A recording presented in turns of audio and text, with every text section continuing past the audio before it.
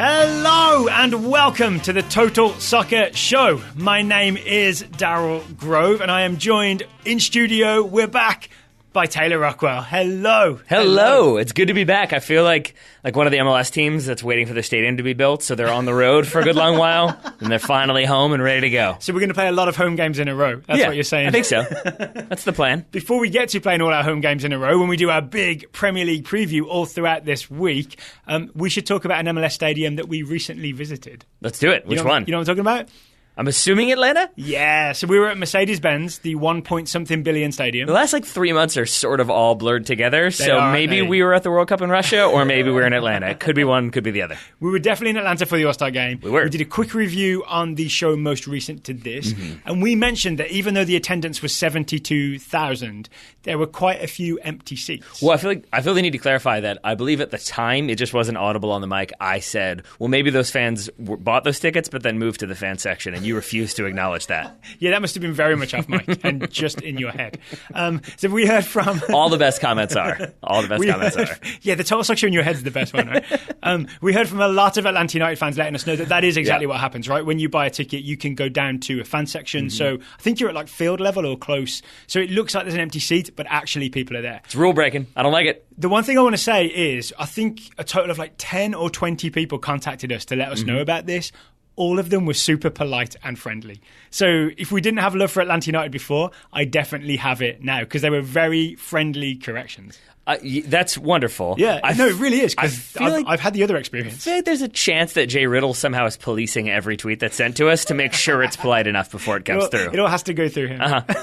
Well, thank you, Jay Riddle, if you are doing that job. All right, moving on from Major League Soccer. The Premier League is coming, Taylor. It starts on Friday, and then it's go, go, go, go, go, go, go.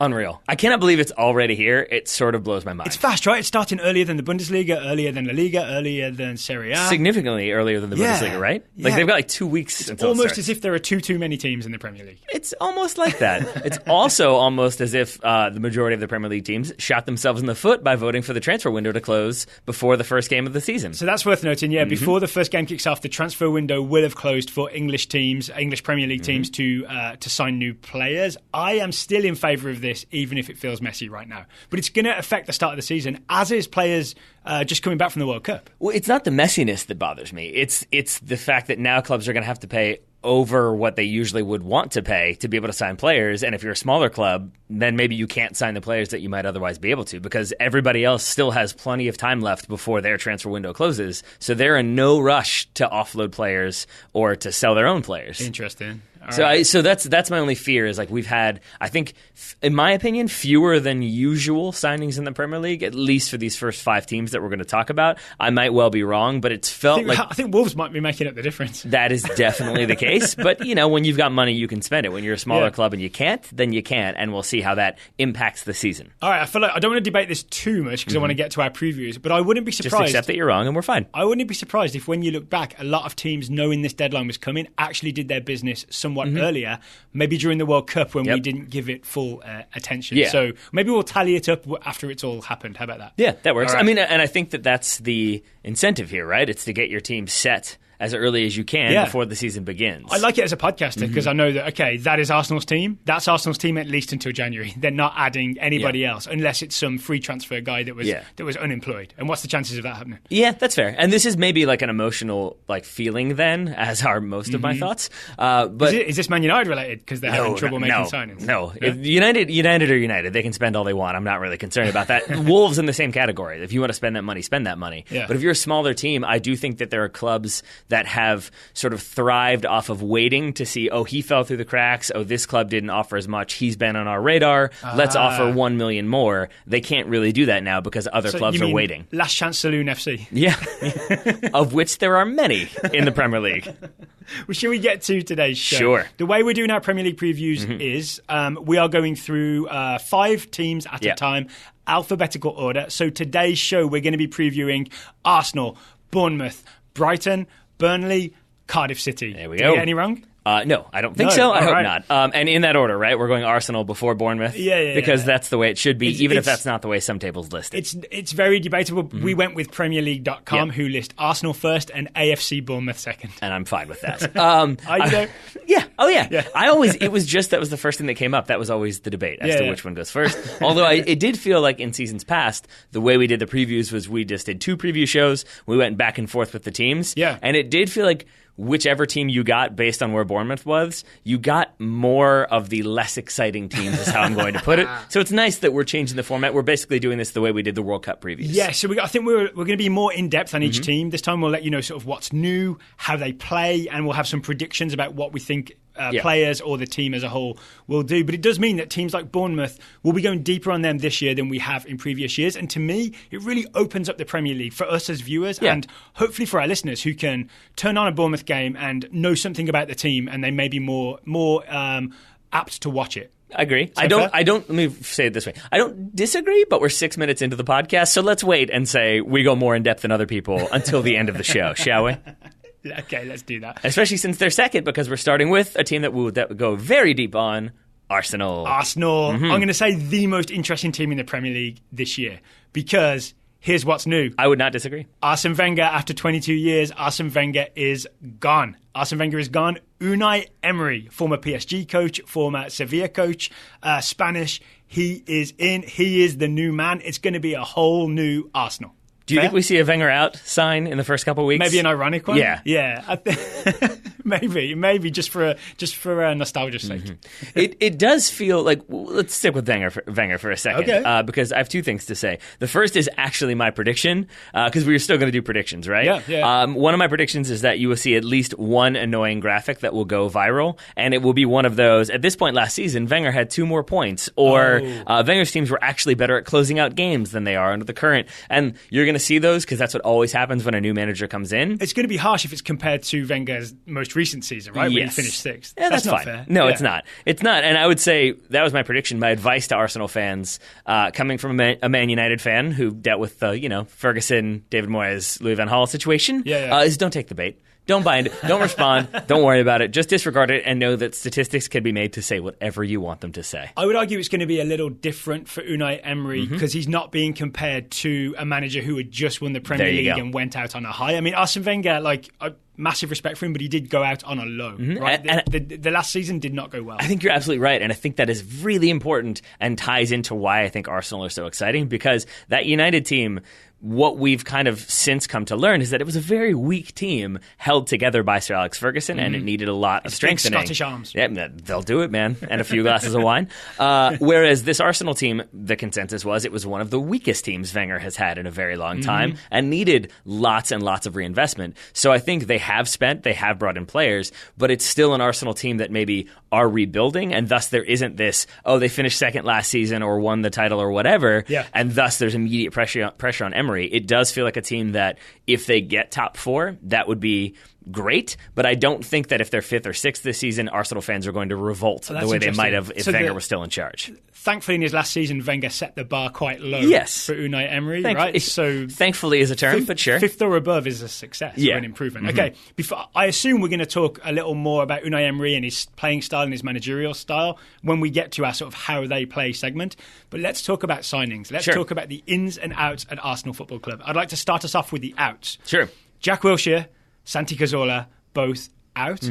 I would argue they represent the unsuccessful period, the unsuccessful later Wenger period. Very talented players who never quite managed to put a whole season together injury-free and never delivered on their promise, which feels very recent years Arsenal. I would agree. I would also say I read a few different fan previews of this Arsenal team, and there was a lot of stuff written about Santi Cazorla that felt similar to Wenger being gone, of like, we always thought he'd come good and maybe he could have, but greener pastures. And we're like, he didn't play for you all for like the entirety of last season.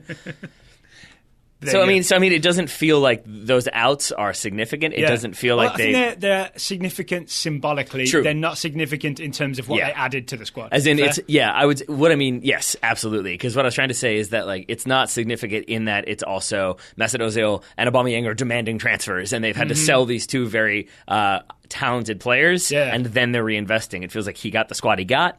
everybody that he being Emery, wanted to stick around, has stuck around, Yep. and now he's strengthening where he can. Well, let's talk about the strengthening then. I think the most exciting bit of strengthening is... I know what you're going to say. Lucas Torreira. Yep. Lucas Torreira, who you would have seen playing for Uruguay in the World Cup, defensive midfielder. I think other people have made the comparison. I want to say I made it first, but I can't prove it.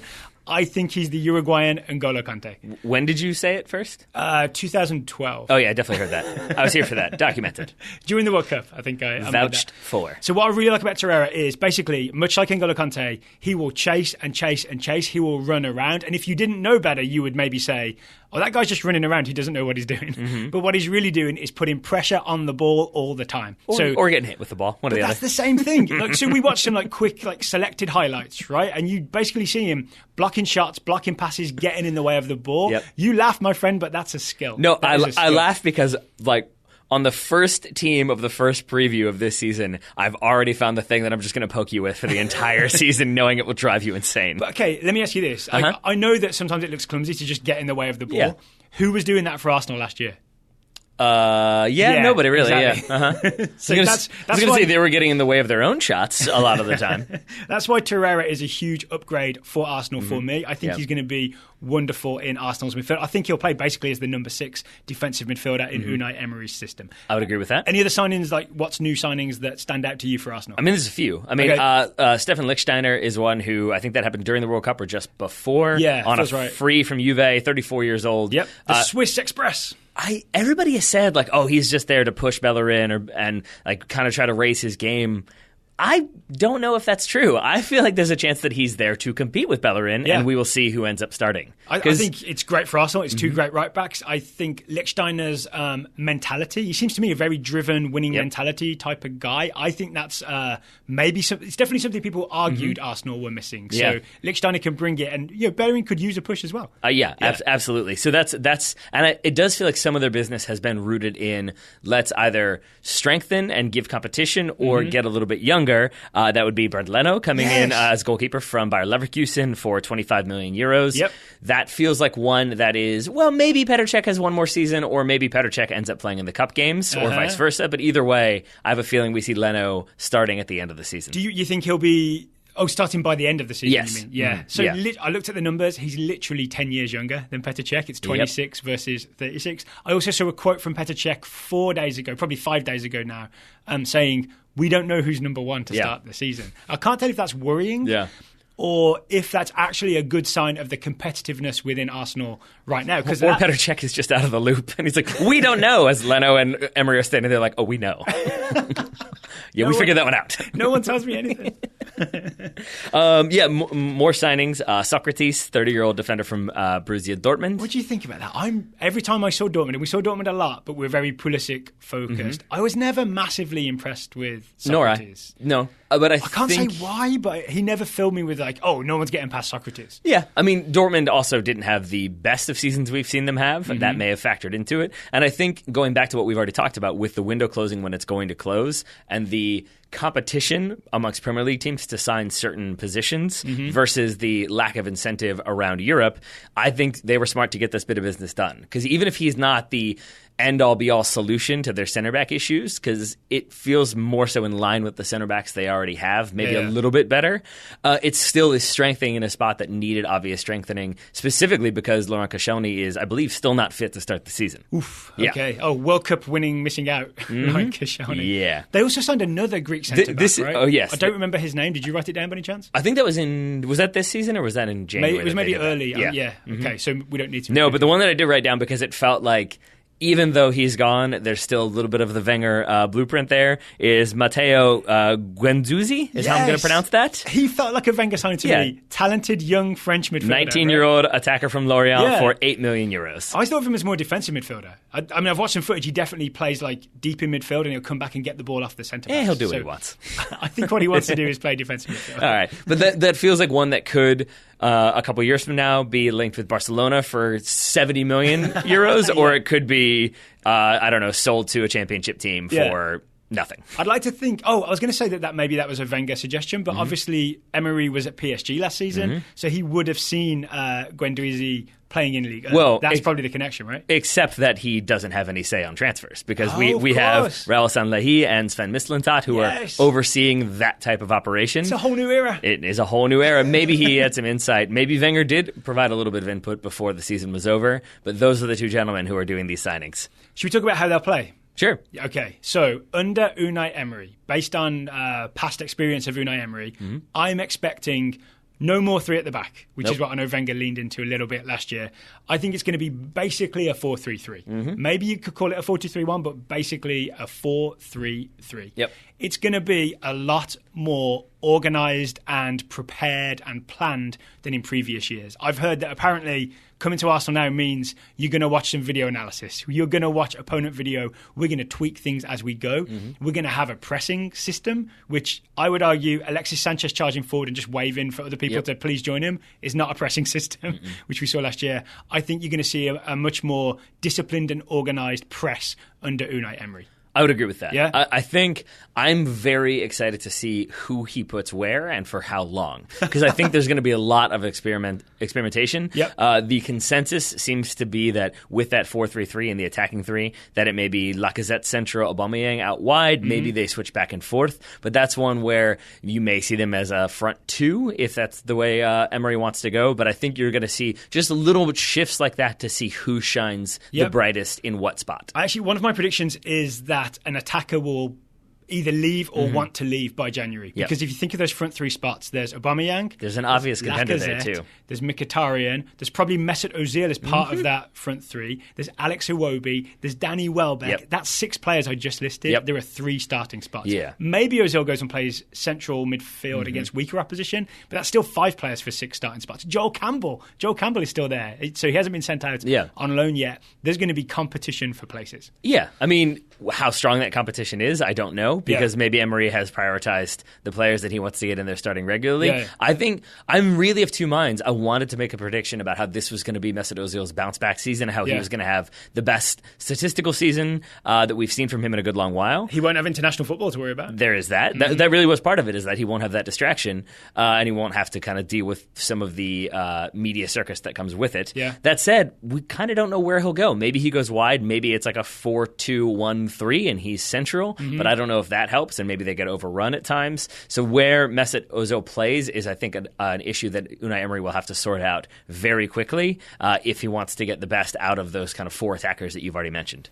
I don't think we can solve Unai Emery's selection problems for him today, but we can talk about what sort of style and what sort of thing he will want that Arsenal team to do. Right? We talked a little bit earlier about there's going to be pressing, more pressing and better pressing than under Arsene Wenger. And just to clarify for people who maybe are new to the Premier League or new to Arsenal, when you say when you say better pressing, I'm assuming what you're talking about is the idea that we heard from a few anonymous players within the locker room last season that maybe there wasn't a lot of preparation going into games from Arsene Wenger. Unai Emery, we expect to be very much the opposite. We talked earlier about video analysis, right, and how they would be very prepared for each opposition, and almost like a more, not quite Jurgen Klopp, but a press where everybody knows what their role is within the press. So definitely look out for that. I would also look out for interchange of positions, right? So you talked earlier about how sometimes Aubameyang will start centre and Lacazette will start left, and sometimes Lacazette will start centre and Aubameyang will start left.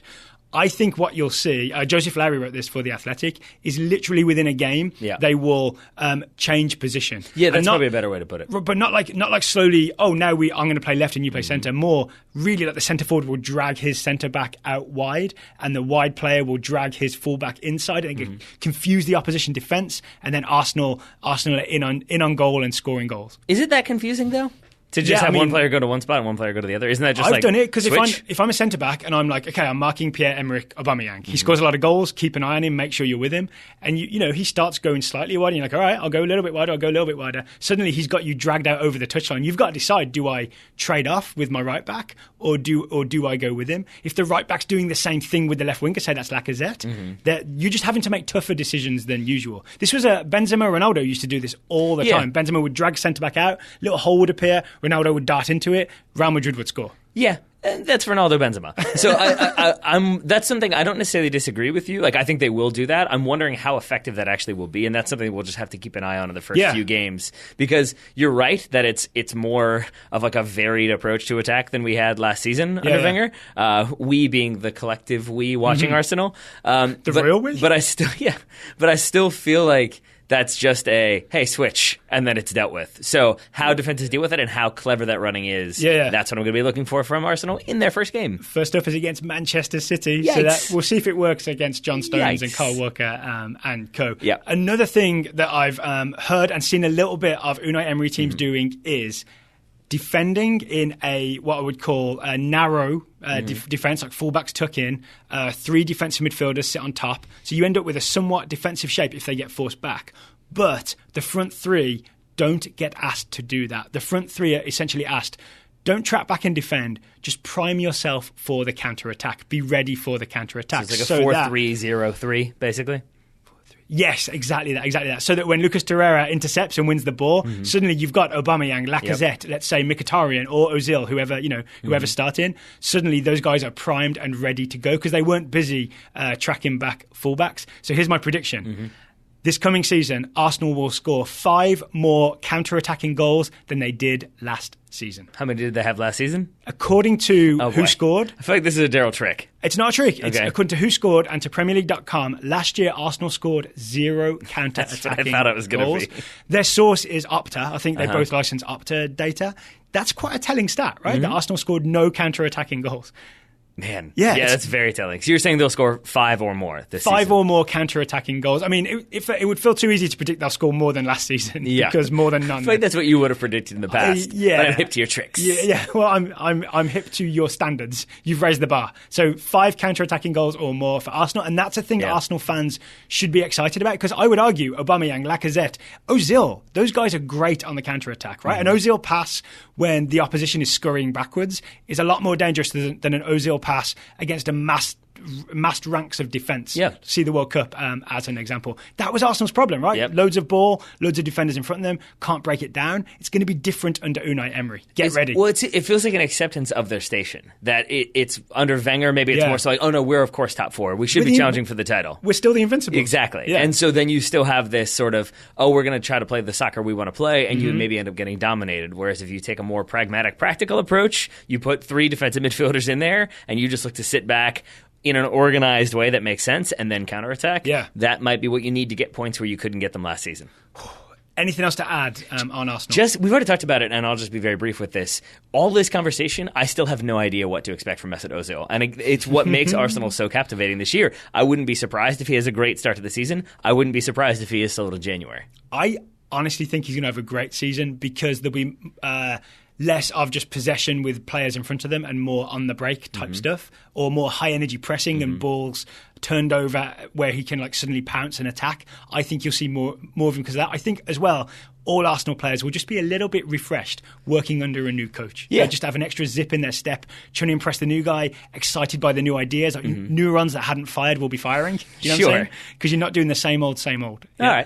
All right. So two things I'll be watching for from Arsenal very early in the season. I just remembered one thing. We haven't mentioned Granit Xhaka. I think this might suit Granit Xhaka. Again, having Lucas Torreira might suit Granit Xhaka because then he doesn't have to be the defensive midfielder with his clumsy tackles. He can maybe be a bit more mobile and do some other things as well. Still do his controversial celebrations. All the more reason. All the more reason to enjoy I don't think Arsenal. he'll do them except when he plays Serbia. Right? Yeah, fair enough. So unless Arsenal draw Serbia in the Europa League.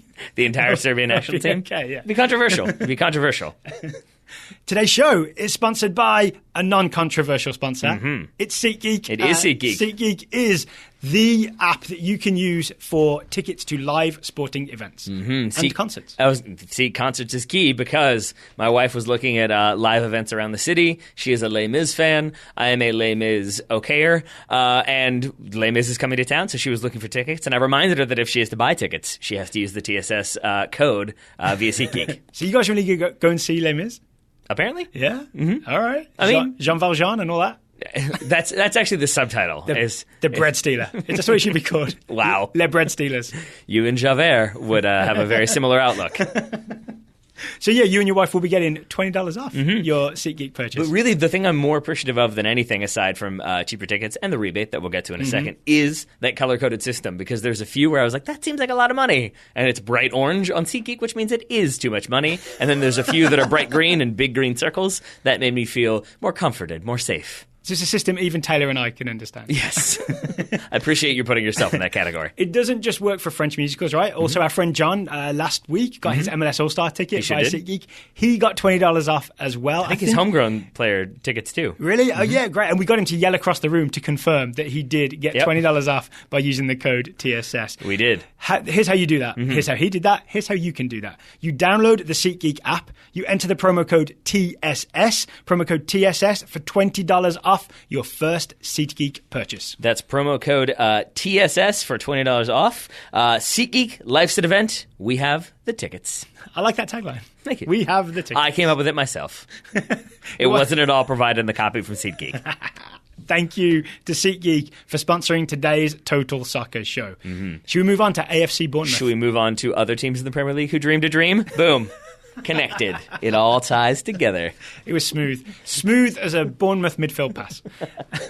So here we go. Bournemouth, coached by Eddie Howe, who I hope will maybe one day be the next England manager. Wow, you've already moved on? Couple years. No. After maybe Gareth Southgate gets Euro 2020, maybe he gets Qatar 2022. By that time... Just enjoy the time you have, man. Enjoy the time you have. But listen to this. Even if Southgate is fired or resigned or whatever after 2022 World Cup... Fired or resigns or whatever. Eddie Howe will still only be 44 years old. He is insane. Only 40 now. It's still mind-blowing how young he is to be a successful-ish Premier League manager. Can't even grow facial hair yet.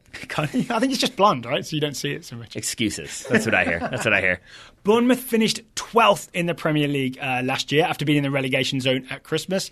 And a stat I know you have, but I also have, they recovered 21 points from losing positions. More than any other team in the Prem. They are the never say die team. And it does feel like if Burnley hadn't Burnley'd, then this would be the team that everyone is talking about. But Burnley finishing 7th kind of eclipses Bournemouth a little bit, which is maybe something that they will be happy about. The lesson is make sure your team begins with B, and then you have a fighter's chance in the Premier League. Is that how it works? Yeah, it is. All right. Best of luck, Cardiff. Everybody starts changing their names. So what's new? What's new at Bournemouth, apart from the one new facial hair that Eddie Howe has grown? Just the one.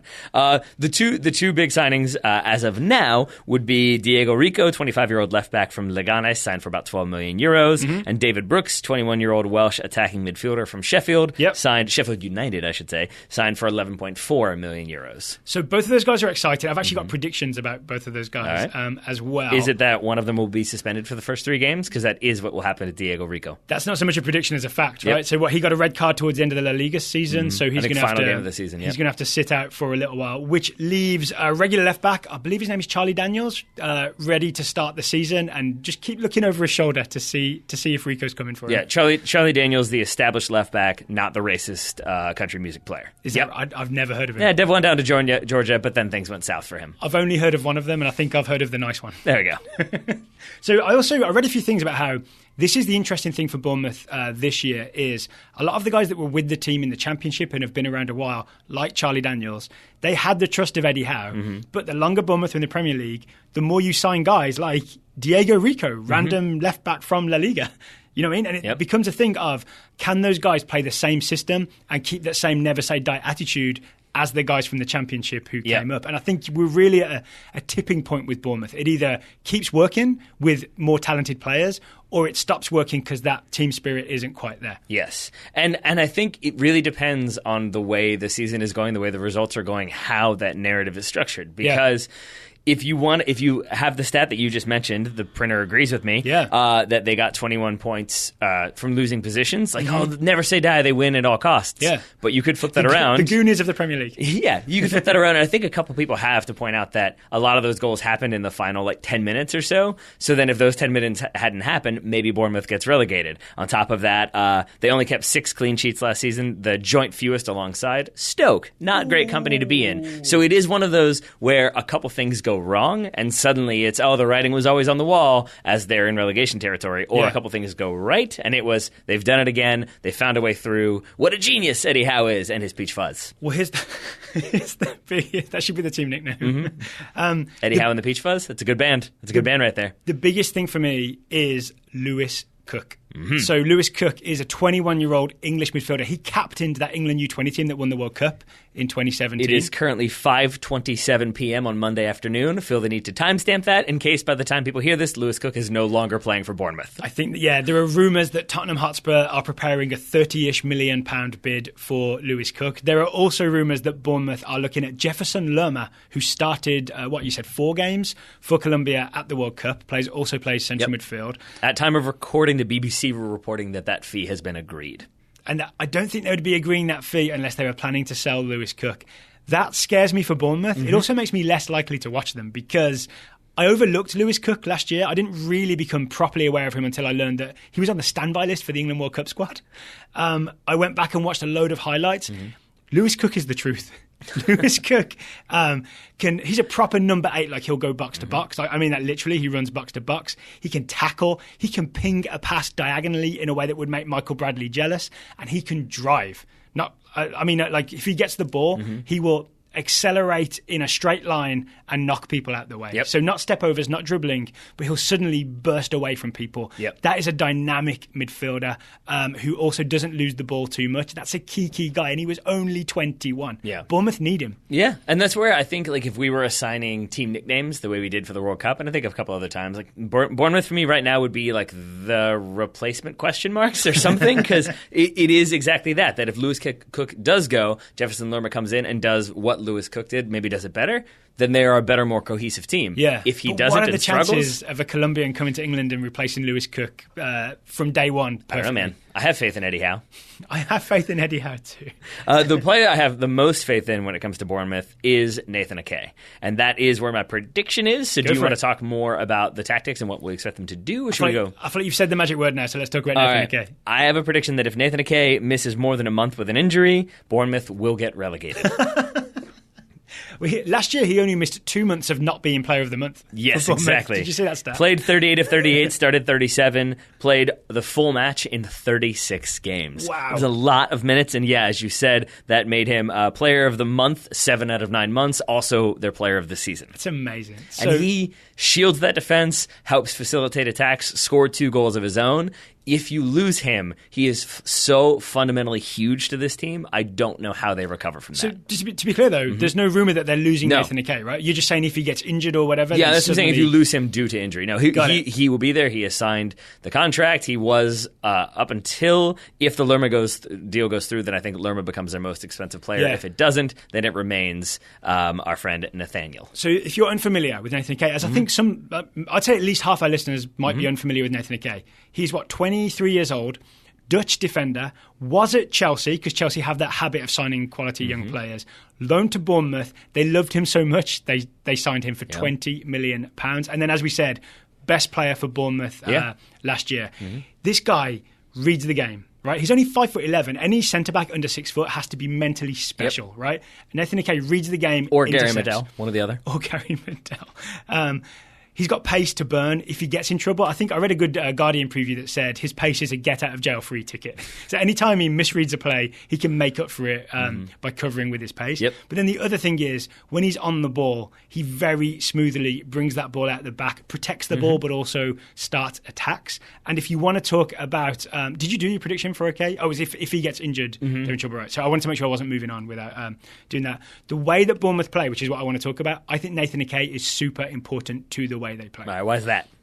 They play what I think of as...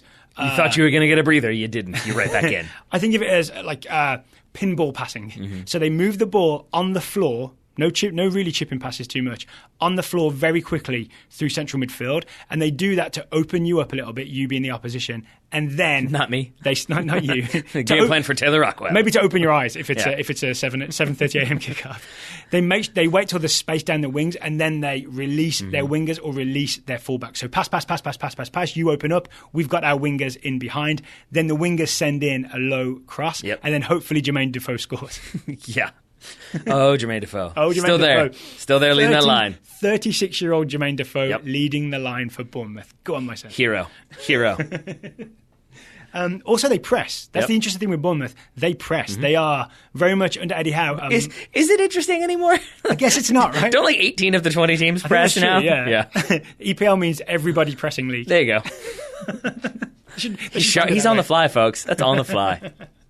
What else do you like about Bournemouth? What else do you know about Bournemouth? I mean, I know a decent amount. I would like to talk a little bit more about Nathan Ake. Excuse me, only because the final point that I had is just that we've played in those teams where there's one or two players that are like Mr. or Misters consistency, that you want them there because they are the rock. And I think that's what Ake was for this team. I think, as you've talked about, so important in defense, in transitioning into attack, even on set pieces. And if you lose him, even if you can replace him with a player who's just as good statistically, it's just that sort of you don't have that certainty of, oh, he's back there, okay, I'm good to go. Yep. You just have to think about it a little bit more. And with a pressing system where everybody's relying on patterns of play and knowing what to do when someone else is doing something, having to wait and just check for a half second or make sure that things are right for 1 second slows everything down and really disrupts the fluidity of play. Yeah, it becomes, you see the inner workings of the machine, right, when something's not working. Yeah. But I think, I shouldn't say speaking of not working, but going back to where we were before I went back to Nathan Ake,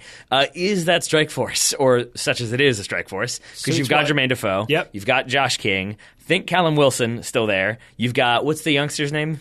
Lys Mousset has been there. That's why Daryl gets the big butts. Couple years, youngish French guy, I think he's 22, only scored 2 goals. Yeah. And he's had a lot of, 10, 15-minute substitute appearances. Yeah. So that is maybe where David Brooks comes into play, the aforementioned Welsh attacking midfielder. But again, he's not a striker. He's not going to be up there knocking him in. He's mostly a winger. Yeah, so where those goals come from, if the quote-unquote known or more reliable names don't produce, that would be a big question mark for me if I were a Bournemouth fan. You ready for my predictions? I'm assuming they're all about Emerson Hyndman, since we haven't mentioned him yet. Actually, haven't. I've been meaning to get to him last, which may be what happens when Eddie Howe picks the team. Yeah. I think there will be a newspaper headline, or probably an online publication headline, calling David Brooks, the Welsh winger that they just signed from Sheffield United, the new Ryan Giggs. I would be shocked if that hasn't already happened, but I'm with you. Yeah. I should have checked to see if it's already happened. I'll just forego any claim to a prediction point. All right. If it happened during, from when we started recording, I'll give you the point. That seems fair. I like it. You're harsh but fair. So if you watch, if I see you frantically writing something, I'm going to assume that it's ill intent. Starting a website. TotalSoccer.com now has a publication online series. So if you watch David Brooks play, he really looks like Ryan Giggs when he runs, by which I mean very fast, very athletic, and he's got that thing of gets distracted by his brother's wife. Slightly that. He's slightly hunched over the ball, and he just looks like, is he going to go left or is he going to go right? I have no idea, and it's terrifying. What kind of chest hair are we working? Is it the one solid black patch? He hasn't taken it off yet. Yeah, right. So maybe not. That's strangely one of the more identifying features for me and Ryan Giggs. The opposite of Eddie Howe's chin. Yeah, exactly. That's where it all went. I also predict David Brooks will crack the front page of Google search results for David Brooks.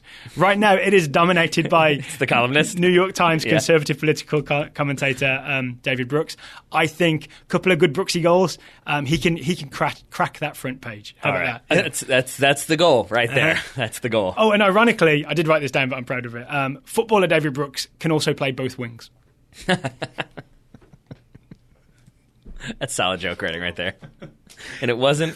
Is it a pun? I don't know if that counts. It's borderline wordplay. All right, well then I hate it. I would also add Diego Rico, who we mentioned earlier. He's the big new signing, the left back from La Liga. Leganes, did we say? Yep. I think he will at least match the number of assists that Charlie Daniels got last year. So Charlie Daniels got 3 assists. And he won't even have to make a deal with the devil to do it. Last season. Did we talk earlier about how Bournemouth love to get wingers forward, like it's Stanislas or it's Jordan Ibe. Those guys get forward and they cross it in low for Jermaine Defoe. Because you don't loft balls in for Jermaine Defoe's head. It's a little fella. Yes, we talked about this. We did. All right, so Diego Rico, I watched his footage. He loves a low ball. I wasn't even looking for it. I found loads of low ball Diego Rico assists. So once he stops being suspended, muscles Charlie Daniels out the way, Rico's going to be getting down that wing, getting low crosses in. He'll get at least 3 assists, maybe more. All right. Yeah. So 2 predictions there. None of them involving Emerson Hyndman. Did you want to talk about him? I do. I want to talk about Emerson Hyndman. Sure. So if Lewis Cook leaves, that would have opened a space for Emerson Hyndman. Theoretically. If Jefferson Lerma comes in, then Emerson Hyndman is back where he started. This is the first year Emerson Hyndman has had a pre-season with Bournemouth. He has played in pre-season. So things are better this year than they were last year. He's still only 21. I think he might be getting a chance this year. Really? Not to nail down a starting spot from week 1, but a chance in the... He got his debut towards the end of last year, right? I think he'll see more 20-minute cameos from Emerson Hyndman. Maybe he's starting a game here because a couple of guys... Maybe Arta's tired or whatever, or Gosling's tired. I think we will see Emerson Hyndman this year. Prediction on the fly, he plays at least 6 games in the Premier League this year. Okay. Yeah. I think you predicted he played 10 last season. We'll see. I'm lowering my expectations. So there we go. So plays in 6, not necessarily starts them? Yeah, just appears in 6 games. I would be happy with that number. You would? I'm less optimistic about his situation than you are. Yeah. Okay. Speaking of young Americans, I did mean to mention Gideon Zelalem when we were talking about Arsenal. Hasn't been involved in pre-season, still coming back from that injury. If we're pinning our hopes on young Americans, I wouldn't pin your hopes on Zelalem playing for Arsenal this year. No, I would pin your hopes mostly on the Bundesliga, which we will be previewing as their start date gets closer. They don't start till August 18th, I believe. I think it might even be the week after that. They might be one of those. There's definitely one league between La Liga Serie A and the Bundesliga that starts even a week later than the other 2. Well, I look forward to watching the Josh Sargent top scorer league. Anything else to add on Bournemouth? Nothing else for me, so shall we go to Brighton and HOVE ALBION? If we must, let's go to the south coast. Let's do it, but first, can you explain one more time what Albion means? Because I did not know this until I think this summer. Well, so we had this conversation on the road with the Cooligans, right? I don't think my definition was 100% accurate, but I take it Albion is used as... an invocation of an idyllic England that perhaps may never have existed. Okay. I think it genuinely is an old word. I don't know what language, maybe Celtic, maybe Roman, for England. But then people hark back to that and say Albion as this sort of bygone era. Yeah. All right, there we go. Asked and answered. Thank you for that. Yeah, just because I never knew and I always just kind of skip over it. It's like, it's Brighton. It's West Brom. I left off the Albion. So now I know. Now I won't leave it off. Worth knowing, HOVE is an entirely different city, just right next to Brighton. Yeah, whatever. They're the same. It's Metro Brighton. Can never tell what you'll be interested in and what you won't. All right, Brighton and HOVE ALBION. Managed by Chris Hughton. Finished. What did you expect me to do? To be like, oh. Exactly that. Managed by Chris Hughton. Finished 15th in the Premier League last year, but survival wasn't guaranteed until pretty near the end. Yeah. Right? So what's new with Brighton and HOVE ALBION, Taylor? Lots. This is Can you be more specific? Sure. This is like the second season team that recognized that was way too close and everybody's getting better, so we better get better too. Open the checkbooks. Pretty much. I've got 5 key-ish signings, and then there have been more at lower value or on free transfers. Okay, who you got? The biggest one is Alireza Jahanbakhsh. Yep. Whew. That was a tough one. Alireza Jahanbakhsh, 24-year-old Iranian right winger from AZ. We talked about him many, many times during the World Cup. During the World Cup, both before the World Cup and during the World Cup. I didn't write this down, but I think I read he was the top scorer in the Eredivisie last season I know he scored 21 goals. So not too shabby in the Eredivisie. I think he was that, and I think he was also the AZ's leading assist getter as well. So Jahanbakhsh doing all kinds of stuff. Yeah, and I have, as a bonus prediction, Alireza Jahanbakhsh will either justify the hype we threw his way prior to the World Cup, or he won't. So here's what I know. That's actually my prediction. Either he will or he won't. Here's what I know about Alireza Jahanbakhsh. So he may do both. He may justify the hype and not. This man is brilliant on the dribble. He looks early Ronaldo. You know when Ronaldo used to run at people, do the Ronaldo chop, and really blaze past people? He does that. He did it a couple of times during the World Cup. Yep. This man can't cross. Nope. Jahanbakhsh cannot cross. I've seen multiple clips of him attempting to shape a cross. Yep. You know what I'm saying by that? Where it swings in and then out, or he's looking to bend it in towards someone, failing miserably, hitting a defender in the hips miserably. Yeah. He had a few, I still call them Bebe crosses. He had a few Bebe crosses last season, which is a cross from an angle that should be delivered right around the penalty spot and instead goes out for, very much out for a goal kick. So I don't know how it's possible to have so much dribbling skill and so little crossing skill, but what you will see, I don't know if I can make this a prediction, what you will see is Jahanbakhsh giving up on trying to shape a cross and just doing a chip where you just chip the ball with backspin, lift it up in the air, because at least it's going to roughly go on target. It's much easier to head away, but at least he's not putting it out for a throw-in. It'll be that, true. That's the I surrender, I give up, I can't cross. True. The other thing he does do, though, is that he'll do the cut inside, then dribble towards goal, and then lay it off for the square shot. Yes. That's one he is inclined to do. More successfully, right? It's a good point, though. Yeah, more successfully. It's a good question as to of why his crossing is so bad. And the only thing I can think is that when you've got that full head of steam, it might be difficult to slow it down to pick your target to find your spot as opposed to sort of hit on instinct and repetition and hope for the best. Yeah. That sounds right to me. And I guess that's what I mean, going back to my prediction, or my bonus prediction it was, like that either he'll basically like be another like Riyad Mahrez, who maybe people hadn't expected much of, even though he's costing way more than Riyad Mahrez ever did when he moved to Leicester, more so now that he's moved to Man City. But it's sort of that explosive winger who can cut inside and score goals, can take set pieces, can sort of be this electrifying player. But it also may be the case, as is so often, that a player coming out of the Eredivisie who's done a lot offensively maybe isn't playing against the sternest of defenses, and then maybe comes in and struggles a little bit to handle with that step up to the Premier League. Here's my guess. You'll be able to put together a very exciting highlight reel of Alireza Jahanbakhsh, and it won't be until the second watch that you realise there are no goals in this highlight reel. Yeah, it'll be a lot of that the YouTube cuts where it's like, oh, he beat that guy and then he crossed the ball. Oh, they cut on the cross. Mysteriously cut mid-air. That's weird. Yeah. That's weird. All right, who else did they sign?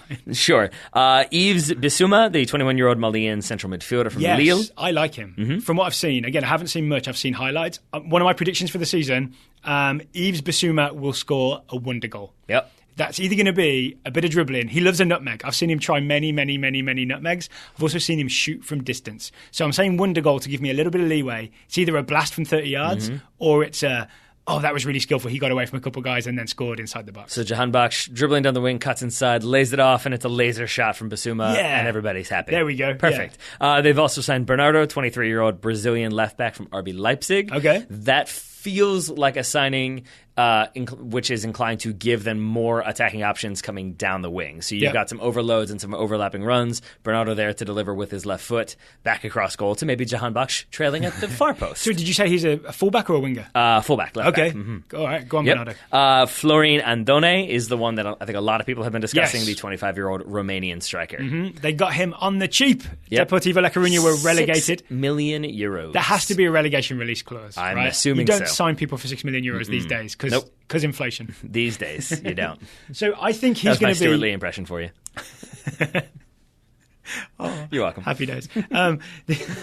Happy pre-Brexit days. Yeah. So I think Florin Andone is going to be essentially a replacement / relief / competitor for Glenn Murray. Yep. So Glenn Murray scored all their goals last year, but he's he's like 34, I think. There's a lot of Brighton crossing for Glenn Murray, and Glenn Murray working hard to make himself available for layoffs or whatever, or for clearances. I think that you're going to get Florin Andone be asked to do basically the same job, but with a decade fewer years in his legs. Yeah, this is definitely one of those where the more you read about the team, the more hyped you get about them, and then remember that Saudi Arabia is still not that good. Yeah, that happened to me at the World Cup, and here, like I read so much stuff about Andone that got me very excited. Yeah. Not enough for number one to be able to pronounce his name with supreme confidence, so that speaks volumes. But number two, it's a 25-year-old who played for a team that got relegated in La Liga last season. So does that mean he was very good for a team that wasn't? Or does it mean that he was kind of playing where he belonged and now he's moving to Brighton? I don't know. Time will tell. Time will tell. Okay. Is that all the new signings? No, there's two more that I think are important. Close that checkbook, Brian. And they go to my prediction. Okay. One of them is Jason Steele, who's a 27-year-old goalkeeper signed on a free from Sunderland. The other would be David Button. I'm trying to get the T's in there so I can be British. 29-year-old goalkeeper from Fulham for €4.5 million. They've signed two goalkeepers. They have signed two goalkeepers. And when you realize that they struggled a lot last season, 21 goals from dead ball situations. Yes, I know that Matt Ryan, their goalkeeper, had like the most saves and was the best, I think, value for money goalkeeper in the league. That tends to be, in my opinion, weighted on the side of, he faced a lot of shots and made a lot of saves. That doesn't necessarily mean that he's a great goalkeeper, but is maybe a good shot stopper. But when you're conceding that many goals from set pieces, free kicks, it means maybe he struggles to kind of command the area, organize a defense. And when you're bringing in two goalkeepers, that at the very least says we want to give him a little bit more competition and let him know that his starting guaranteed number one status is maybe under threat. And I think he doesn't finish the season as their starter for That's that your prediction. reason. Matt Ryan loses his starting spot by the end of the season. Indeed. Okay. So I can say I can't claim to have watched a lot of footage of Matt Ryan. Yeah. But I can say in all the previews I've read, many previews mention that he is weak on crosses. Yeah. And that's why they concede from set pieces. So if we take the the wisdom of the crowd, of other writers, then we have to accept that maybe he's not great on crosses. That's true. What if he spends all week practicing against Jahanbakhsh crosses, and he's like, oh man, I got this. This is no problem. Catching all of these. Some of these aren't even coming near me. I'm repelling them like a Jedi. I'm Darth Vader. And then first game, like, this is not what I prepared for. All right, we've found a possible vulnerability here for Brighton. I want to shout out as well, they're Sure. not really part of my prediction, but Shane Duffy and Lewis Dunk, the two centre-backs, the Anglo-Irish partnership in front of Matt Ryan. From what I understand, those guys have been very impressive. They do win a lot of balls in the air. Yeah. So just keep an eye on Lewis Dunk, Shane Duffy. I think Lewis Dunk had some transfer interest from bigger teams, so keep an eye on Lewis Dunk this year, not just because he has a great name. Duncan Duffy? Duncan Duffy, yeah. It sounds like a George R.R. Martin book, right? I was trying to figure out, is that a law firm? I don't know. Do I hire the law firm of Duncan Duffy? It's a tough one. Only if you're in trouble. I think so. They're definitely on a billboard on the side of a highway. Certainly. With arms crossed back to back. They're lawyers / bodyguards / bounty hunters. There you go. They're slightly above Bobby Moynihan's character from SNL when he's the lawyer that maybe doesn't know what he's doing. Their tagline is, "We'll solve your problem, legally or otherwise." There we go. Duncan Duffy. You've really given them a sinister vibe that now makes me intimidated for teams to play against them. There's other players on Brighton, though, I think we probably need to mention. We have to talk about their very best player. Let's do it. The very best player on Brighton, as voted by the fans and everybody with eyes who watched Brighton last season, is Pascal Gross. 27-year-old German attacking midfielder. Formerly of Ingolstadt, he came to Brighton, I believe, last season. Everybody in Brighton and Hove loves this man now, with good reason. According to Bwin, the betting site, best value midfielder in the Premier League last year. His 7 goals and 8 assists cost Brighton £284,000 each. That was the lowest such fee. Worth noting, Mohamed Salah was third. His 34 goals and 11 assists, because of his exorbitant fee, still cost just over £1 million each. If you've watched Pascal Gross, I'll be honest, I was mostly unaware of Pascal Gross last season. I don't think I paid enough attention to Brighton. Doing this preview, I got to watch. I'm genuinely feeling, sorry to interrupt you, I feel like I didn't pay enough attention to the Premier League. We haven't talked about this before now. I feel a little bit like maybe I was burnt out on the Premier League last year in a way that I don't think I am right now, knock on wood. But there were just so many teams that like Bournemouth, Brighton would have been like, okay, and skip. I will maybe watch the highlights of that, or maybe we'll just ignore it altogether. And I feel differently now. Yeah, I agree. And I kind of made the resolution in January that I wanted to watch more different teams more often. And this is one of those games where, like, even within the Premier League, there are teams that I probably should know more about, and I don't. And that's something I would like to rectify. And there are reasons to do so. Here's what's going to happen for me. This is selfish, but because Wolves are in the Premier League, I'm going to watch Wolves every week. That means I will get to see Brighton at least twice. Right? And Home and away. Man United are in the Premier League for at least one more season before they implode spectacularly. Best of luck to them. Should be great. We'll talk more about them on Wednesday's show, is when we get to the M's. I genuinely don't know who finishes higher, Man United or Wolves. That's about where I am with this. All I know is I'm looking forward to the TSS derby. Should be fun.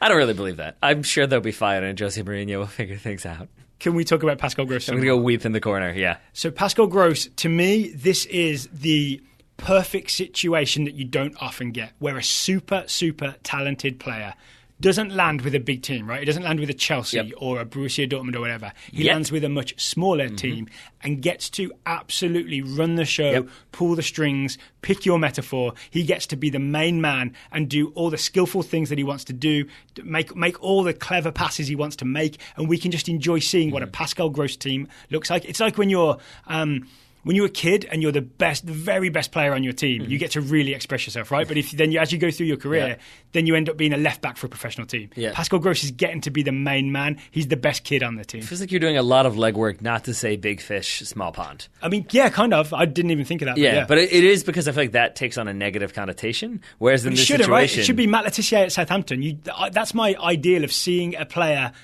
stay with a small team and be the best player, but really drive them forward. Yeah. But it's also like, because it's the Premier League, it's also like a smallish fish relative to other fish, but in a gigantic competitive pond. Like it still is the case that you're one of the key players for a Premier League team that stayed up last season in a very expensive pond. There we go. Here's my prediction about Pascal Gross. There will be a Pascal Gross goal involving a Cruyff turn. All right. Actually, let me back that up a bit. There'll be a Brighton goal involving a Pascal Gross Cruyff turn. Okay. So I didn't see one of these last year, a goal, but I did see, watching the highlights, a lot of Pascal Gross doing the Cruyff turn. If you don't know what the Cruyff turn is, I'll tell you what, I'm not going to explain it to you. You're going to have to go and watch it for yourself because the joy is in the discovery. Yep. But I did see one Brighton fan message board suggest that maybe Pascal Gross is better at the Cruyff turn than Johan Cruyff himself. Blasphemy. Blasphemy. Unacceptable. Also fandom. But it is a very convincing Cruyff turn. If this man was faster, he'd be playing for a much bigger team. I'm glad that he's not faster. That's like saying one of the Beatles songs was better as a cover. Like, no. Don't do that. Don't do that. Do you have anything else on Brighton for me? First of all, please don't tweet me songs that were covered that are better than the Beatles originals, because they're not. They're not. You can tweet all you want. They're not. And no, that's about it. That's all I have to say about Brighton. One thing is in terms of how they play.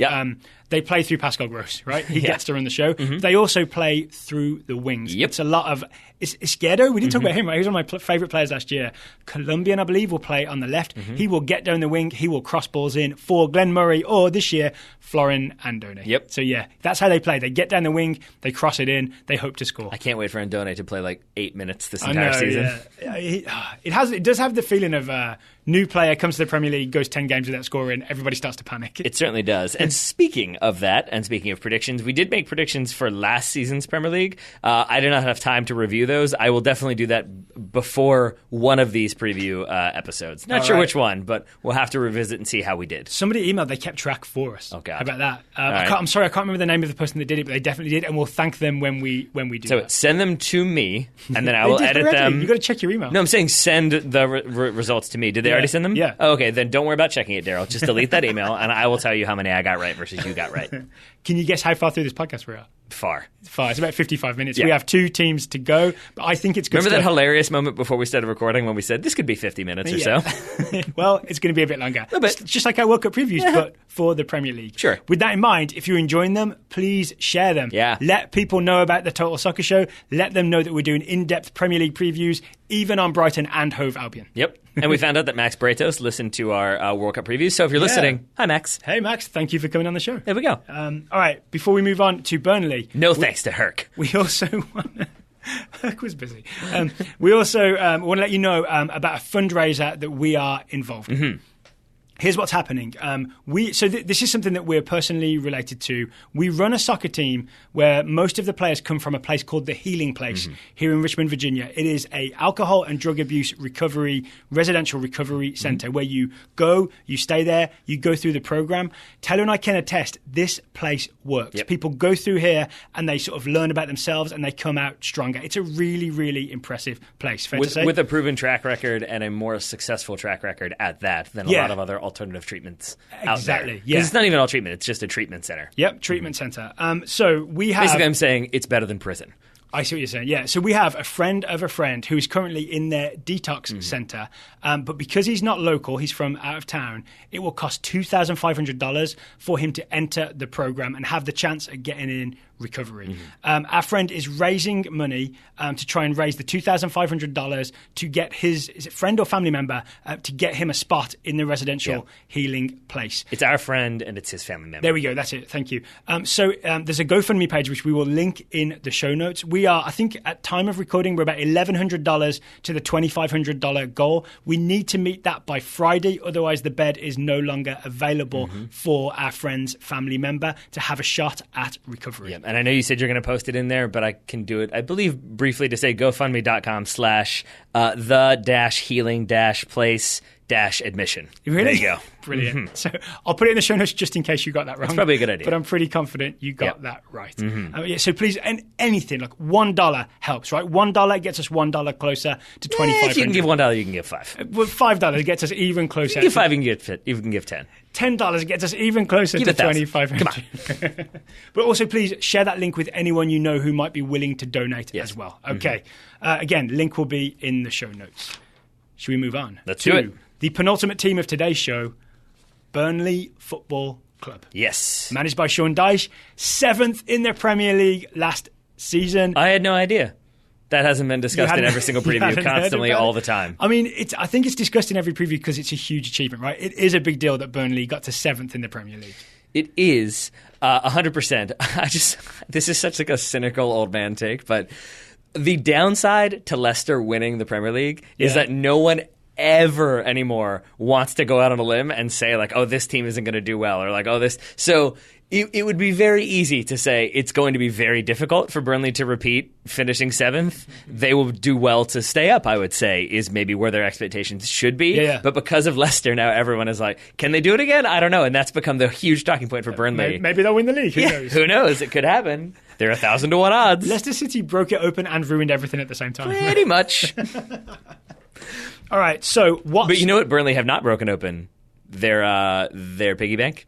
That's Took me a while to remember what it was. I was about to ask, what is new with Burnley? And the answer is not much. Not much at all. As far as I can see, they've made one signing. You are correct. They've signed Ben Gibson, £15 million. It was last night, I think, centre back from Middlesbrough. So until last night, they had made 0 signings. It's very indicative of what Burnley are going to do this season, I think, that they signed. Their loan expenditure has been another centre back. Right? So this goes against conventional wisdom as well. The conventional wisdom is if you get into European competition, you have many, many more, because they're going to be in the Europa League because they finished 7th. They're in the qualifiers right now, right? Who did they get past from They got past Aberdeen. They're about to play the Turkish team whose name I can't pronounce. Başakşehir. There we go. The Emmanuel Adebayor team. The Gael Clichy team. Yep. I believe also Arda Turan's team. Kind of Erdogan's team? Kind of? Yeah, a little bit. So if they get past that team that Taylor just said, they will be in the Istanbul BB. The Europa League group stage. Yep. The conventional wisdom is you need to expand your squad to deal with European competition. Sean Dyche says, no, I like a nice tight-knit group, a small group of players to choose from. We can make it through. Yeah. This worries me. Yeah. Well, why does it worry you? Because he might be wrong, and they might get halfway through the season, and the whole squad is tired. Well, then you got January.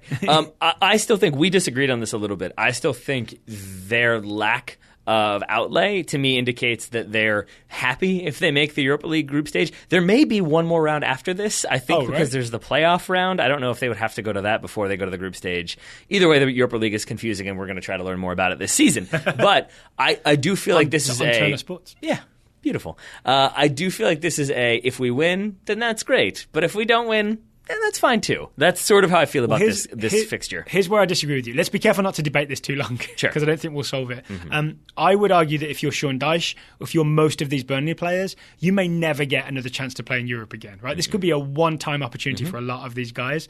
I'd also, so for that reason, I think they might go for it. I also think that they fielded their strongest possible team against Aberdeen in the former leg, the former round. Yep. So I don't see why they wouldn't keep fielding their strongest team and trying to make it to the Europa League. Why not? I mean, for the reasons that we've already said, because once you're in the Europa League, you're committed to playing in that competition. You have to travel to whatever games that might be, and those games are going to be on Thursdays. So looking at like this weekend, for example, like they're playing Istanbul on Thursday in Istanbul. Yeah. Then they've got their opener on Sunday. They have a small squad. You can't really prioritize one or the other over the other, so you're going to be playing both. So I guess we'll find out, right? We'll know more by Thursday afternoon US time. We'll see what team they've picked for Thursday. It's not really a prediction, but I had it in my notes. This Thursday will give us a good idea how much they're prioritizing Europe. Yeah, that's fair. The worry is that maybe they try to prioritize both and just go like the same 11 more or less on Thursday and Sunday, and that burns out pretty quickly. Yeah. That's the scary thing, right? That is definitely the scary thing. That could be what happens. Should we talk about how Burnley play? Sure. How did Burnley achieve the 7th place? Miracle's the wrong word, but unexpected achievement. In lieu of an answer, I'm just going to say, you know, in football games when they're trying to get the chant going and they just have a big D and then a picture of a fence, that's what they do. It was some defense, but it's a very special type of defense. Yeah, right? I just said it's a big D and a fence. It's very special. Well, weirdly, there are some gaps in the fence, but only where Burnley want them to be. Exactly. It's intentional gaps. Intentional gaps. Okay, so we're going to explain this, right? Yep. Burnley play in essentially a 4-4-1-1 formation. When you attack Burnley are happy to drop back and into what you would call a low block, right? They took the fullbacks in nice and narrow. What does that mean, a low block? It means you're happy to sit off quite deep, right? You almost end up in your own area defending. Your midfielders are right on top of your defenders. Your strikers come back to there. So you're really packed in tight. Sort of like Sweden against Italy in that playoff. And it's basically like 4 defenders basically a yard or two behind the 18, 4 defenders a yard or two in front of the 18. Yep. And very importantly, with those 4 defenders, the fullbacks are not out wide challenging the wingers. Nope. they're tucked in almost next to their centre-backs. Burnley invite you to cross. Yep. They will just let you cross the ball, and they will expect, Tarkowski or Ben Mee or new signing Ben Gibson to just happily head the ball away all day. They led the league in headed clearances last year. Or one of their many, many competent and capable goalkeepers will deal with that. I can't believe Burnley had one on the roster and then one on the provisional roster for England at the World Cup. Nick Pope and Tom Heaton. That's insane. And I think both of those guys are either injured or coming back from injury right now. So Anders Lindegaard is going to get his shot at being a Burnley player. Yeah. So I have the numbers for you. 64 headed clearances last year, 191 blocks. Yep. That's a lot of throwing your body in front of the ball and blocking. Torreira suddenly thinking he signed for the wrong team. He's going to try and do that on his own. I mean, he should do it. So in front of the centre-backs, they have Jack Cork, who is basically a centre-back who just manages to play midfield. Yeah. So he'll be closing stuff down. But here's the thing we were talking about earlier is the gap in the fence. What they do is they encourage you to shoot from just outside the area, but they make it so that you can't shoot for the corners. You can only shoot at the goalkeeper. Yeah. It's risky, but it works. It's weird, but it works. And if you're wondering how that happens, Tifo Football has a great explainer on this one on YouTube. But it's essentially a funnel where they're sort of conceding space about 25, 30 yards from goal with the idea that then you're having to shoot at an angle that basically means you're shooting it central, which is why you get a lot of saves from the goalkeeper, but it's a lot of saves that don't require maximum amount of effort. It does make me worry that maybe Nick Pope and Tom Heaton are England selected based on Burnley's style of play. I mean, that's always the downside to a team that concedes a lot of shots. I mean, we saw it with Keane. When Keane left, he struggled a little bit, and it feeds the debate of, is it individual talent or is it everybody playing within a system that benefits everybody? So that's a thing to keep an eye on when you watch Burnley defend. How will Burnley attack? Directly? That is the correct phrase. Yes. Burnley go, it's not like aimlessly long, right?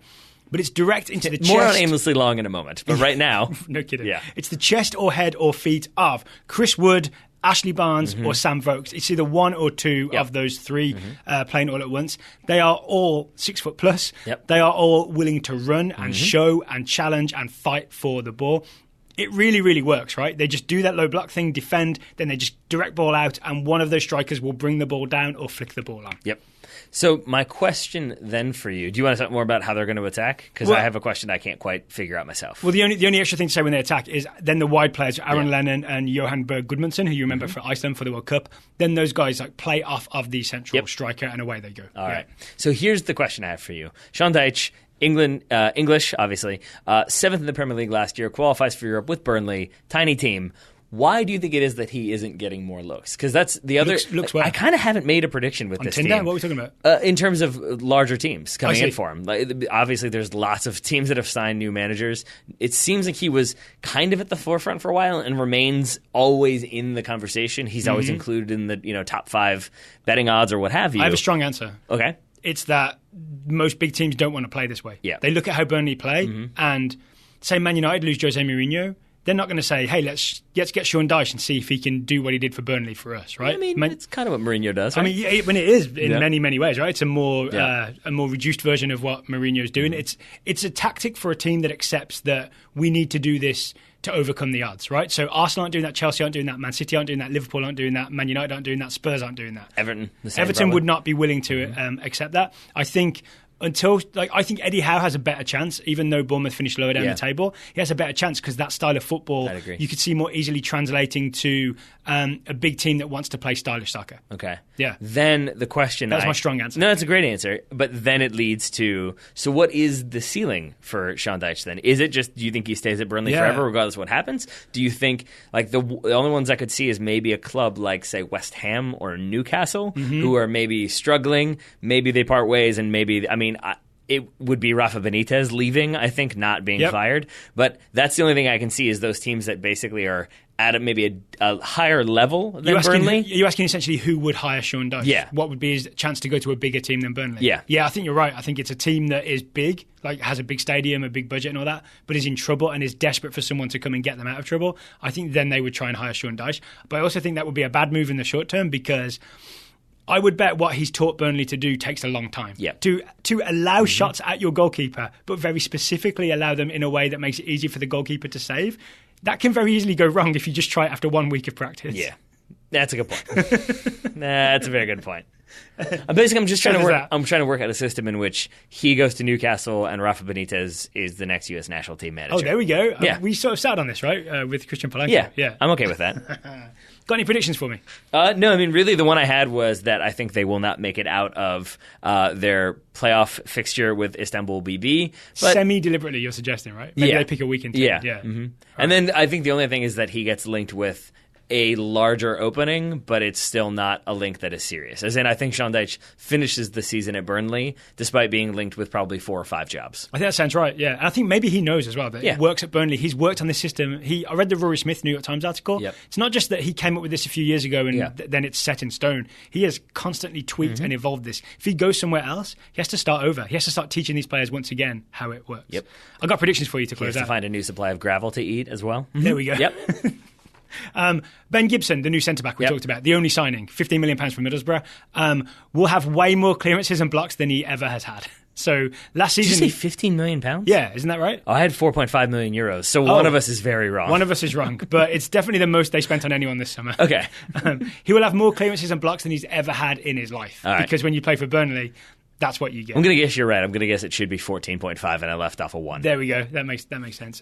Also, Aaron Lennon will have the most productive season since his debut season. See, this is Daryl Grove being tricky, I feel like. Well, so Aaron Lennon, we all know about. Aaron Lennon had 9 assists in his debut season for Spurs back in 2009-10. It's quite hard to ask him to match that, but I think he'll have the very best season he's had since then. Actually, since then, he got 7 assists in 2012-13, so I'm basically saying he's going to get 8 assists this year. Here's my thinking. As the primary like attacking player out wide for Burnley, though, that feels like it should be higher. Like it feels like it should be 10 or more. In my Burnley opinion. is not a team that's raining goals down on people, right? I mean, not with that attitude. The other thing about Aaron Lennon... Not if you don't teach Aaron Lennon to believe in himself. I'm mostly interested in Aaron Lennon's story. Do you remember that about a year ago he was... detained under the Mental Health Act in the UK. He was very, very depressed while he was at Everton because he wasn't always starting. Like he's talking now that he feels great now. Yeah. So he went to a team, a bit like Pascal Gross, right? He's now gone to a team where he knows he's one of the best players. He's going to start every week. Seems a lot happier. I'm really in favour of players who talk about their depression, being able to sort of then publicly succeed. I think it's really important because it goes back to there's a thing with men and mental health, right? Where everyone's scared to talk about it.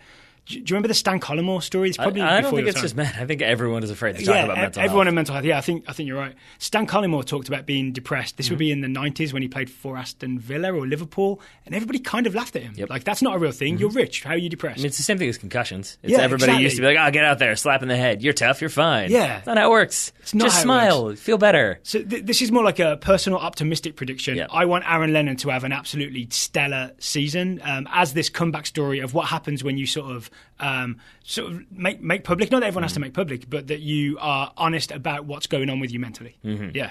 And if you do have issues with mental health or depression and someone tells you just smile, you have my permission, such as it is, to slap them in the face. I'm sure that's legally binding somehow. It should be. Should we get to the final team? Let's do it.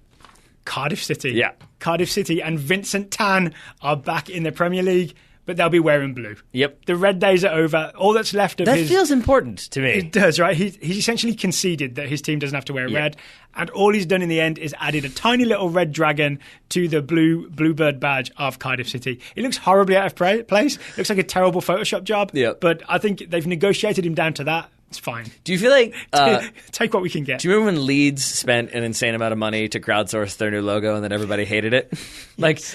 I really hope Vincent Tan did the same thing. Of spent an insane amount of money for them to be like, just put a tiny little red dragon in the bottom corner and I guess we're good? I love it. It makes the third line on the Three Lions crest look very artistically drawn. It does. It does indeed.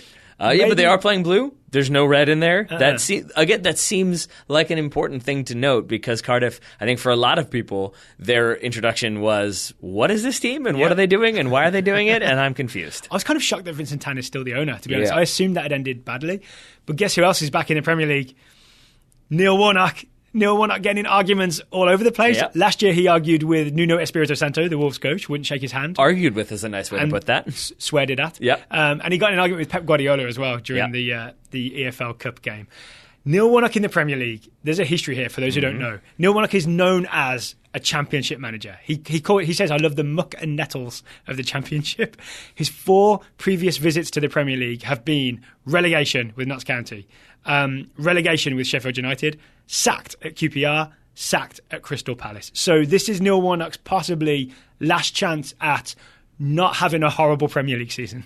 What that quote, muck and nettles, sounds like a thing that like an 80s like customs officer would ask when you were coming into England. Like, do you like muck and nettles? I do. Oh, then you're English right this way. Like, that just feels like such a definitively English 80s championship sort of thing. That's Neil Warnock, right? He's very English 80s. Yeah. Do you want another quote from Neil Warnock? He just wants to ride his tractor, right? Isn't that his he whole wants thing? to retire and go and ride his tractor back at home. Gotta have goals. He was also asked about pre-season. You know, teams come to the US for the International Champions Cup. He said, people are asking, are you going to go to Asia or America for pre-season? I said, no, I'm going to Cornwall. Which is in the southwest of England. Beautiful. That is what they did. They went to Cornwall and played a bunch of friendlies against tiny teams in Cornwall. Good. I'm sure that'll get you prepped for the Premier League. Hey, man, I believe it gets you more prepared for the Premier League than going around and doing extended tours that don't really prepare you and make you frustrated and jet lagged. It's probably no worse. No worse. I genuinely think it's better. I genuinely think it's better to play smaller teams, get your confidence up, get settled, get sort of like more familiar with each other as a squad and prepare for the rigors of the Premier League, then spend 3 to 4 weeks traveling around a distant country, come back and be like, wait, what? We're starting this week? Oh, and these 5 players have just returned? Not necessarily a problem for Cardiff. Am I still in Las Vegas? I'm confused. Yeah, exactly. All right, so what's new? They've made 4 signings, all from the Championship. I mean, I could list them. Greg Cunningham, Alex Smithies, Bobby Reid, Josh Murphy. I'm going to guess most people have not heard of these players. Essentially, Neil Warnock has gone to the Premier League and signed 4 Championship players, almost in defiance of what people say you should do. Yeah, well, I think... But to me, it's a good indicator of what Cardiff will do. And I mean this in a non-sarcastic way, I think they'll get relegated. And I think that there are ways to stay alive in the Premier League. Somehow I'm about to argue that relegation is one of them, so bear with me. It's interesting. But I think you can be a club like Wolverhampton, who have a lot of money, have the financial backing that was sort of, we're going to invest in a championship club, we're going to put a lot of money into them so they get to the Premier League and then stay in the Premier League. I think that works. I think you can also be a Burnley. You mean Wolves? Wolves, yes, exactly. I think you can be Burnley or Bournemouth, where you have a specific style of play, specific system that you buy the players to fit that system. You don't have the system, but then also have a £25 million striker that you hope works out. You're doing a very specific thing. You're saying Cardiff don't do that? No, I think the other thing you can be is a yo-yo club, that you can sort of get promoted, take that money, invest it a little bit, and buy the best players that you can from your championship opposition, with the idea that maybe you're back in the championship next season, but then you're back up and you become that yo-yo club that stockpiles that money and you're picking the up Premier payments. League, Premier League money one year, parachute payments the next year, back and forth. And then eventually you have enough money and a strong enough squad that you solidify your spot, and suddenly you're 14th or 15th every season. That's what West Brom did for a good long while. That's what Crystal Palace did to some extent. West Brom only just unraveled. They had a good up and down few years where they were just not signing players, just taking the money. Yeah. And so it's the reason why I don't think Neil Warnock gets sacked, because I don't think there's any manager or many managers who can come in at the price he's being paid and have a dramatic impact and change things around. That's why if Cardiff go down, and I think they will, I think he's still there, but I think it's sort of not that big of an issue for them. I would agree with you, because that makes sense if Vincent Tan wasn't the owner. Yeah, there's that. There's a chance that Vincent Tan fires Neil Warnock in December and signs someone called Donny Dragon. Donny Red Dragon. Oh, boy. You know what I'm saying? They're going to hire Raymond Dominic because he's all about astrology and symbols. Yeah. I wouldn't be surprised if there's some wacky Cardiff story appears in the middle of the season. Yeah. I kind of hope not, because what you just described, the yo-yo thing, I think is a very sensible way to do it. Just accept that we're not equipped for the Premier League. Cardiff fans will hate hearing this, right, because they want to compete. But just accept it and take the money, go down. Just get comfy in that parachute. Yeah, I mean, it's a soft landing. And it's not to say that they're just going to be like, whatever, we don't care. They're still going to be dug in, not fun to play against, not fun to watch. But I think that if they stay up, they stay up. Saturdays on NBC. Yeah, true. But you know what I mean? That I don't think that it's a team that when they're 8 points off with 3 games to play, that there's going to be this big, I can't believe they went down. I think that they would love to stay up, but I just don't think that they're a team that sees relegation as a death sentence the way I think, honestly, Wolverhampton probably do if they get relegated. Yeah, it's a huge problem. So you look at the financial signings. fair play disaster. Like, I only want to talk about exactly. I only want to talk about two. Josh Murphy, you mentioned. Bobby Reid, you mentioned. That 23-year-old left winger, 25-year-old attacking midfielder, one from Norwich, one from Bristol. Again, that feels like quality players that you're bringing in when you know your level. For maybe 2019-20 in the Championship. Exactly. Yeah. Mm-hmm. All right, let's talk about how they play. Sure. So we mentioned that it might not be fun to watch. They mostly play what I would call a 4-2-3-1 with a target striker, and they aim long balls at his head. Yep. Is that fair? Yep. Right? Pretty much. Remember we talked about Denmark in the World Cup? They would have a lot of target strikers that he would knock it down. Their big strikers would knock it down. That's what they have. They have a 23-year-old, 24-year-old Danish centre-forward, Kenneth Zohore. He is 6'3.5" tall, Decent. is how he's listed. Might as well round it up to 6'4". Where are we when it comes to being a unit? Does that make him a unit? I don't know if he's like wide or just tall, but he's definitely tall. Potential unit status. I think for a unit, you've got to measure wide as well. You've got to be a big guy. Yeah. He's a PU. I'm going to guess being Danish, probably he's on the skinnier side. But what he does do is challenge for aerial balls and flick them on. There can be fat Danes. For his wingers, not professional soccer players, apart from Jan Molby, for his wingers to chase down. So on one side, you got Junior Hoylett. Remember him back in the day? Junior Hoylett on one side, and a guy called Nathaniel Mendes-Lang, who I was not too familiar with, on the other side. Both of these guys are classic Neil Warnock reclamation projects. Junior Hoylett sort of started off as a big potential star, went off the rails a bit. Warnock got him back on. Nathaniel Mendes-Lang, he picked Blackburn, QPR, or somebody else in there too? Yeah, QPR was the bad move, I think. He joined that team of money but no brains. Yeah. No plan to put the team Neil Warnock together. also joined that team, didn't he? Yeah, and then got fired. Yeah, that's where he knows him from. But anyway, he's got Junior Hoylett back on track. Right? He's like the Tarantino of washed-up actors. Neil Warnock. Like, Tarantino was like, hey, John Travolta, you should try this Pulp Fiction thing. I mean, I appreciate your analogy. I don't think Junior Hoylett was ever at the John Travolta, Bruce Willis status of celebrity, but sure. I'm with you. Nathaniel Mendes-Lang. I also have a hard time picturing Neil Warnock as any sort of eccentric artistic film director. That's true. He's more Clint Eastwood in my mind. Yeah, he's a bit gruff, right? One shot, do it right, or else. So look out for that anyway. Long balls to Zohore. He will flick it on for Hoylett or for Mendes-Lang. Here's my prediction based on all that. Kenneth Zohore will lose the most aerial duels in the Premier League next season.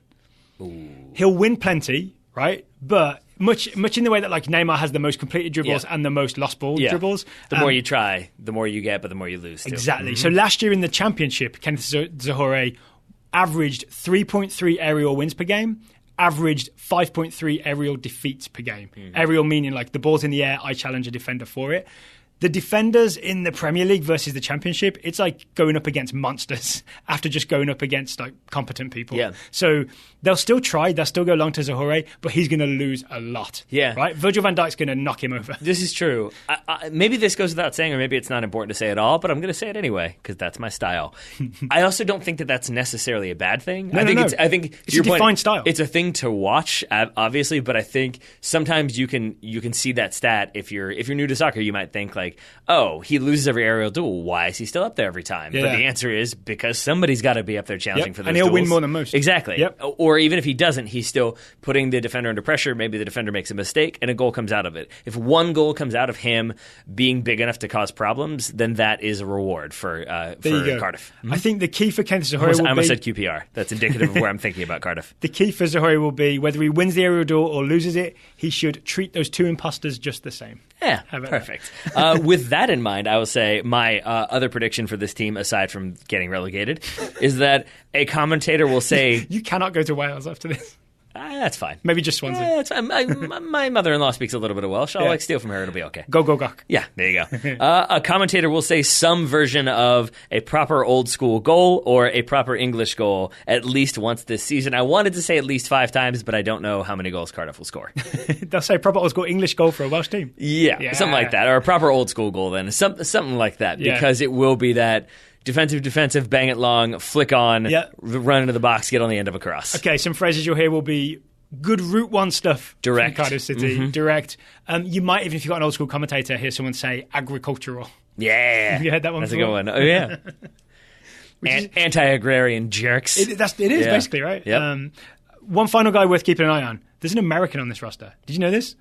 No. There's a goalkeeper from New Jersey. This is not a trick. There's a goalkeeper from New Jersey called Chris Konopka, who has played for KC Wiz, New York Red Bulls, Philadelphia Union, TFC. He was at Portland Timbers. Did you say Casey Wiz? Yeah, back in the day. Like Kansas City Wizards? Yep, he was on that team. Oh, so he's fresh as the daisy then, is he? He's mid-30s. Okay.